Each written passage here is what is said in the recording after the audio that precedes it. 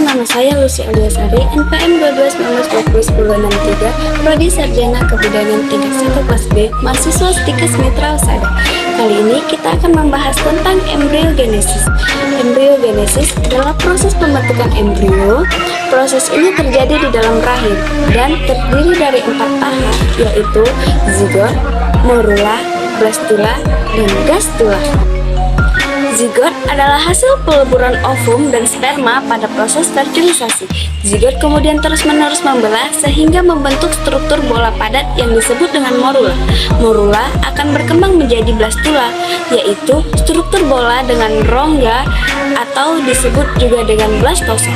Blastula kemudian mengalami pelipatan atau disebut juga dengan gastrulation, sehingga membentuk struktur dengan lapisan sel yang disebut gastrula. Mari kita membahas satu persatu pembentukan zigot. Dimulai dengan masuknya kepala sperma ke dalam ovum, dinding kepala sperma akan hancur dan inti sel sperma akan melebur. Dengan inti sel ovum membentuk inti sel zigot. Morula. Zigot kemudian mengalami pembelahan secara mitosis berulang kali sehingga menghasilkan banyak sel. Sel ini membentuk struktur bola padat yang disebut dengan morula. Morula akan terus mengalami pembelahan dan membentuk sebuah rongga yang disebut dengan blastosa. Struktur bola berongga ini disebut dengan blastula.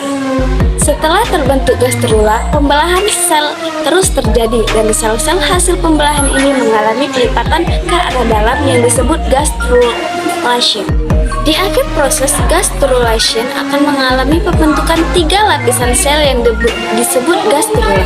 3 lapisan sel yang terbentuk adalah endodrom atau lapisan luar, mesodrom atau lapisan tengah, dan ektodrom atau lapisan dalam.